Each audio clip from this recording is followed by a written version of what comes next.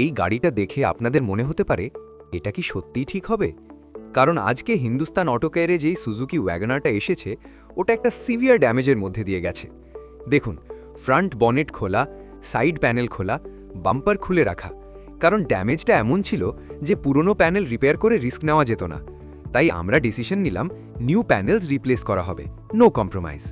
Panel গেল paint জবে। আর white colour মানেই একটা আলাদা চ্যালেঞ্জ, কারণ হোয়াইটে মিসম্যাচ খুব সহজে ধরা পড়ে।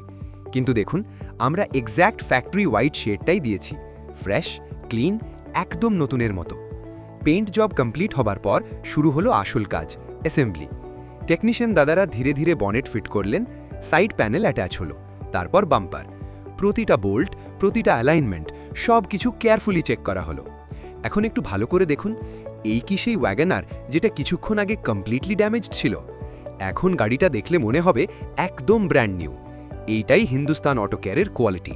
কাস্টমার যেটা আমাদের হাতে তুলে দেন, আমরা সেটাকে শুধু ঠিক করি না, আমরা সেটাকে রেসপেক্ট, সেফটি আর ফুল রেসপন্সিবিলিটি দিয়ে হ্যান্ডেল করি।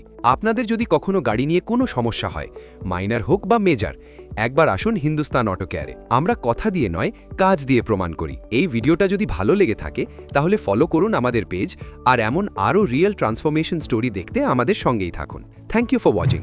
দেখা হবে নেক্সট ভিডিওতে, only from Hindustan auto care.